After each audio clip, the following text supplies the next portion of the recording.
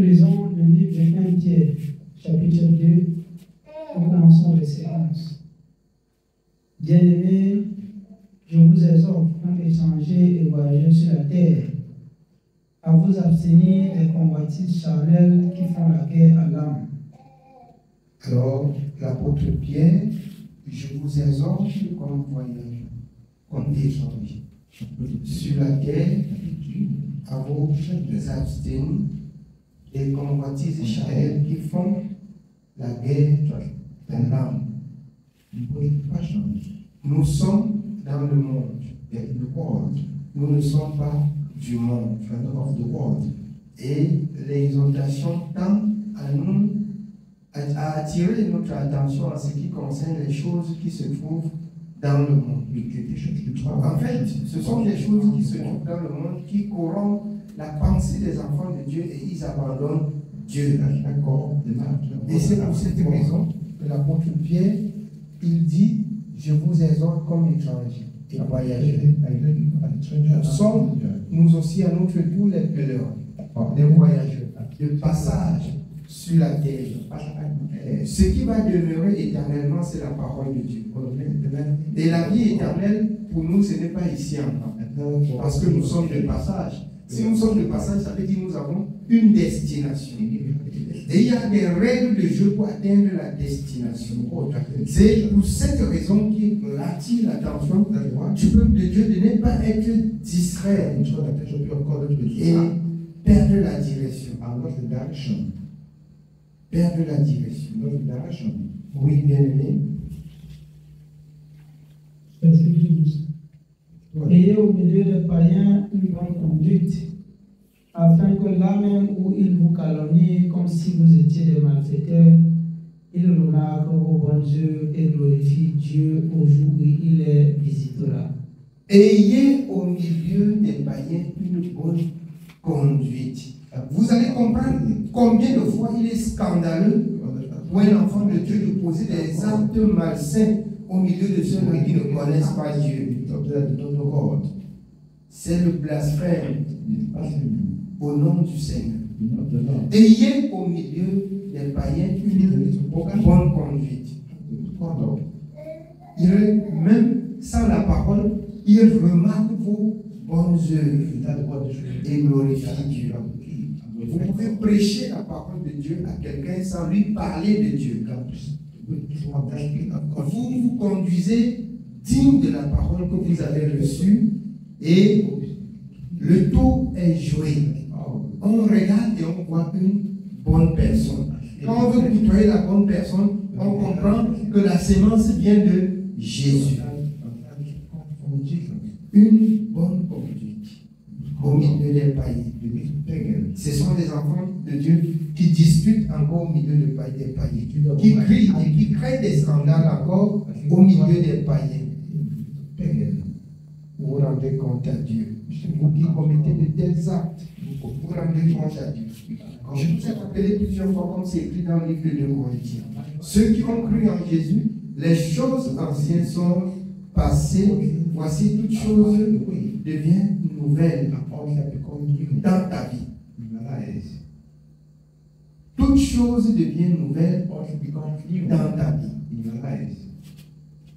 Je nous rappelle, l'apôtre Paul dit, on ne doit pas demeurer dans le péché pour que la grâce de Dieu se rapporte. Nous qui avons cru, bien dit, je vous exhorte de vous abstenir de ces choses au milieu des païens.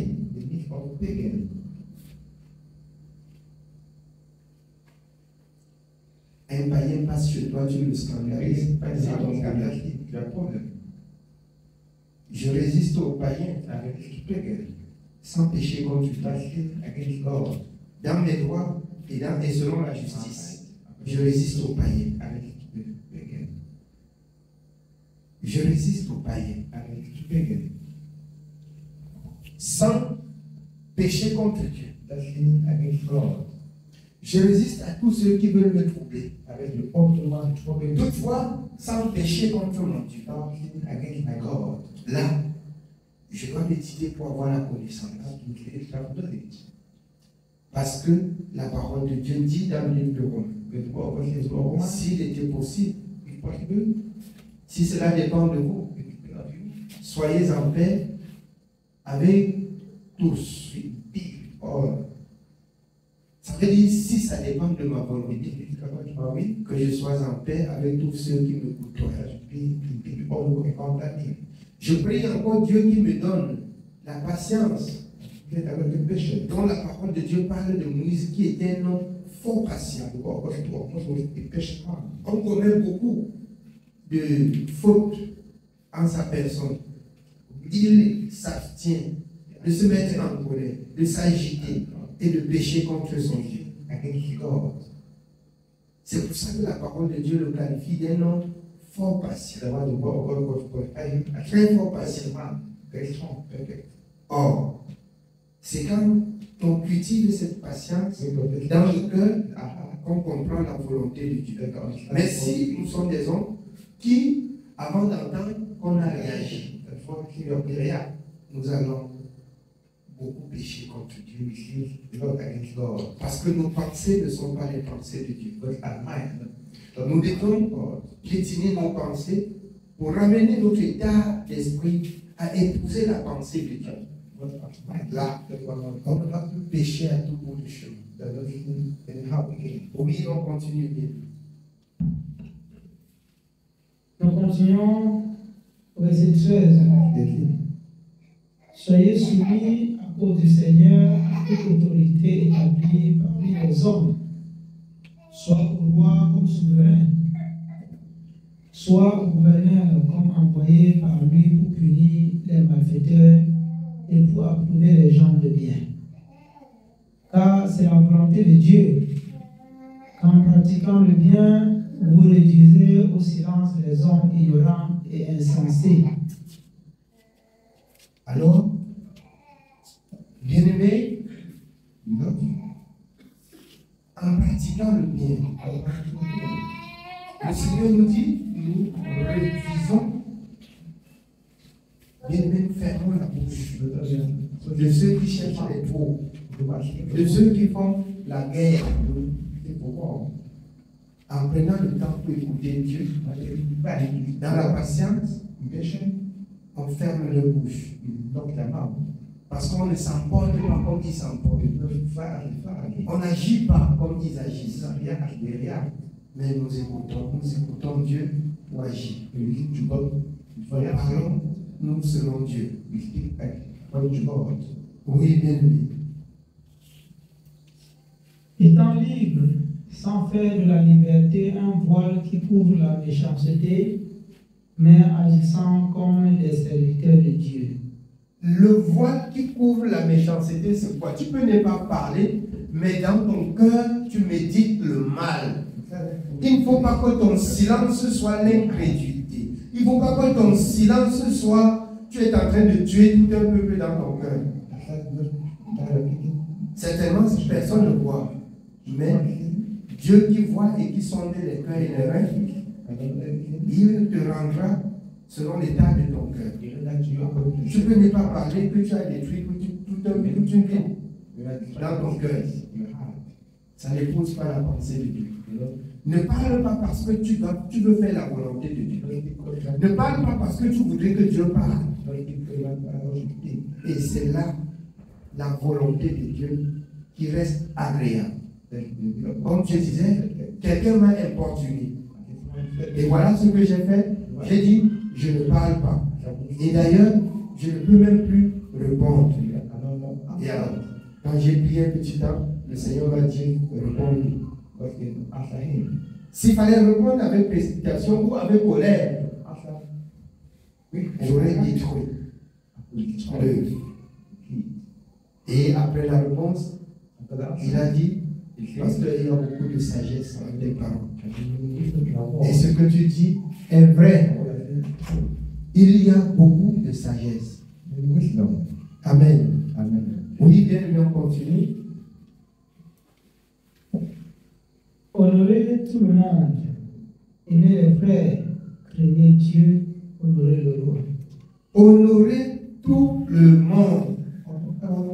Mais écoutez ce que Dieu dit dans Jacques chapitre 4. Si vous honorez avec tout le monde. D'où viennent des luttes, d'où viennent des combats. Luc, pas Luc, autant pour moi. Jacques chapitre 4 à partir du verset 1.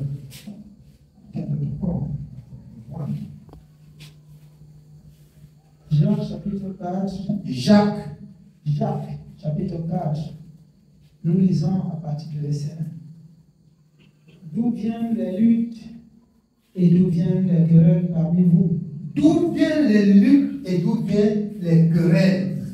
En tant qu'un enfant de Dieu, tu disputes et les querelles sont d'où? En tant qu'un enfant de Dieu. Oui, bien aimé. N'est-ce pas de vos passions qui combattent dans vos membres? Vous convoitez et vous ne possédez pas. Vous êtes meurtrier et envieux et vous ne pouvez pas obtenir. Vous avez des querelles et des luttes et vous ne possédez pas. Vous avez des querelles et des luttes et vous n'avez pas ce que vous cherchez. Bien aimé, il est sage pour nous de redoubler de vigilance pour être calme et attendre de Dieu que de quereller, de tirailler et rester toujours sans résultat. Amen. Oui, bien aimé. Pas parce que vous ne demandez pas. Vous demandez et vous ne recevez pas. Parce que vous demandez mal dans le but de satisfaire vos passions. Vous demandez et vous ne recevez pas. Parce que vous demandez mal.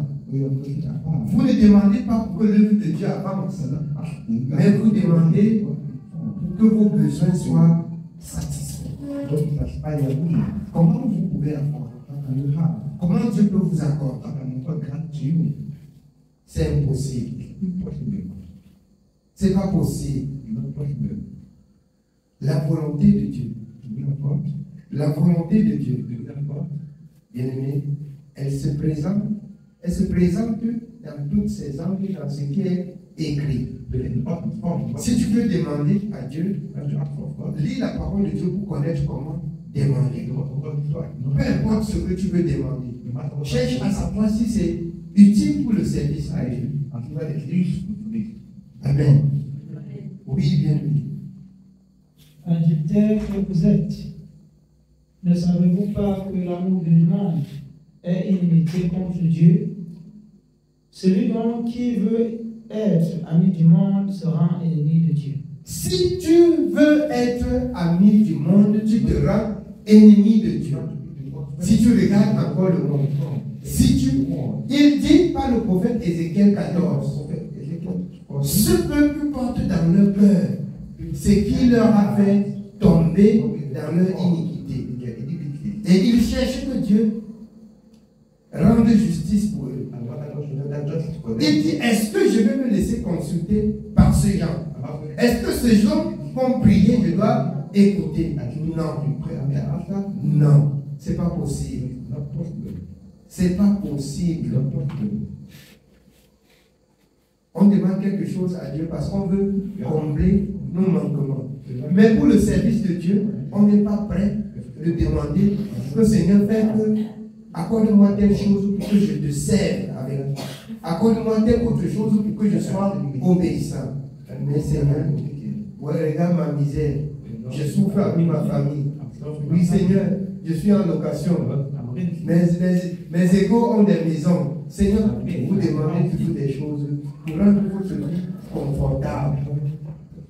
Mais pour le service de Dieu, il n'y en a pas. Souvenez-vous, lorsque le Seigneur donnait ses instructions aux disciples, cherchez premièrement le royaume et la justice, et ce que les païens recherchent vous serez donné par-dessus. Vous demandez pour en satisfaire la chair. Amen. Oui, bien aimé, on continue. Nous sommes dans Jean chapitre 4, nous continuons au verset 5. Croyez-vous que l'Écriture parle en vain? C'est avec jalousie que Dieu chérit l'Esprit qu'il a fait habiter en nous. Il accorde au contraire une grâce plus excellente. C'est pourquoi l'Écriture dit, Dieu résiste aux orgueilleux, mais il fait grâce aux humbles. C'est avec jalousie que Dieu chérit l'esprit qui a mis en lui. Et ceux qui sont orgueilleux, Dieu les résiste. Dieu résiste les orgueilleux. Quand on devient enfant de Dieu, Dieu dit ne fait exception de personne. Nous sommes tous frères. Il n'y a pas que plus comme les uns et les autres pensent. Il n'y a pas que plus riches. Il n'y a pas que plus pauvres. Mais tous, nous sommes enfants de Dieu. Et nous devions lutter pour la même cause, rechercher la même chose. Amen. Oui, bien. Soumettez-vous donc à Dieu, résistez au diable et il fuira loin de vous. Soumettez-vous donc à Dieu, résistez au diable et il fuira loin de vous. Résistez-lui, tournez-vous vers Dieu, faites la volonté de Dieu et le diable fuira loin de vous. Amen. Oui, bien. Approchez-vous de Dieu et il s'approchera de vous. Approchez-vous de Dieu. Comment s'approcher de Dieu? Bien sûr, en obéissant à sa parole. Approchez-vous de Dieu et il s'approchera de vous. Ceux qui, bien-aimés, ne s'approchent pas de Dieu, Dieu les résiste de même. Tu fais la volonté de Dieu, Dieu s'approche. Je vous ai dit, en obéissant, Dieu reste encore très loin de nous. Pourquoi?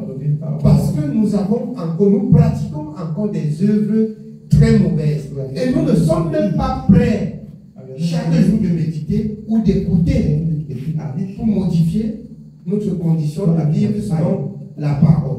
Là, Dieu reste très loin de nous.